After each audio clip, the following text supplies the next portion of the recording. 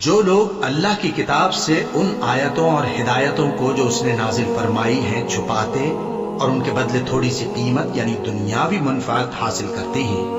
وہ اپنے پیٹوں میں محض آگ بھرتے ہیں۔ ایسے لوگوں سے اللہ قیامت کے دن نہ کلام کرے گا اور نہ ان کو گناہوں سے پاک کرے گا، اور ان کے لیے دکھ دینے والا عذاب ہے۔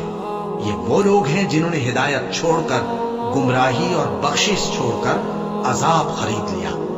یہ آتش جہنم کی کیسی برداشت کرنے والے ہیں۔ یہ اس لیے کہ اللہ نے کتاب سچائی کے ساتھ نازل فرمائی، اور جن لوگوں نے اس کتاب میں اختلاف کیا وہ ضد میں آ کر نیکی سے دور ہو گئے ہیں۔ نیکی یہی نہیں کہ تم مشرق و مغرب کو قبلہ سمجھ کر ان کی طرف منہ کر لو، بلکہ نیکی یہ ہے کہ لوگ اللہ پر اور روز آخر پر اور فرشتوں پر اور اللہ کی کتاب پر اور پیغمبروں پر ایمان لائے،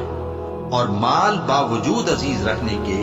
رشتہ داروں اور یتیموں اور محتاجوں اور مسافروں اور مانگنے والوں کو دیں، اور گردنوں کے چھڑانے میں خرچ کریں،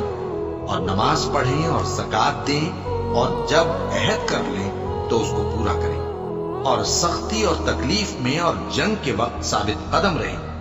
یہی لوگ ہیں جو ایمان میں سچے ہیں، اور یہی ہیں جو اللہ سے ڈرنے والے ہیں۔